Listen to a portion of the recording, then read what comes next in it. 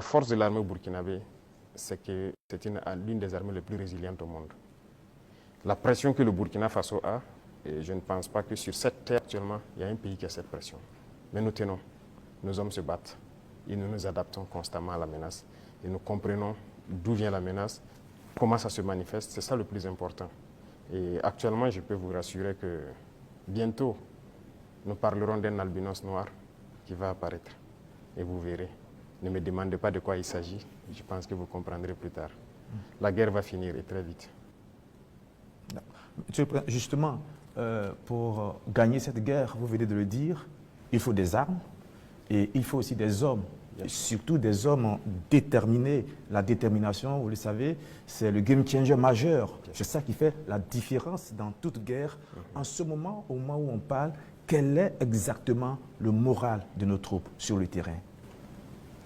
Vous avez très bien touché le cœur du problème, la ressource humaine, les hommes déterminés. Il ne s'agit pas juste de payer de l'équipement, il faut des hommes déterminés.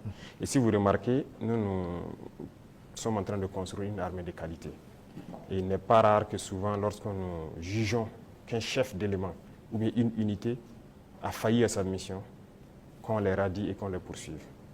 C'est arrivé plusieurs fois et ça continuera comme ça. Si vous êtes engagé pour être militaire, vous devez accomplir la mission parce que la mission est sacrée pour nous. Et l'autre chose, c'est que malgré la pression, malgré les défis, les hommes continuent de se battre et ils sont très résilients. Si aujourd'hui vous attrapez un soldat burkinabé et le demandez, est-ce que vous voulez que d'autres personnes viennent se battre à votre place ou viennent vous aider, ils vous diront jamais, ils préfèrent mourir. C'est à ce niveau que vous jugez leur morale. Ils sont prêts, toujours prêts, malgré la situation.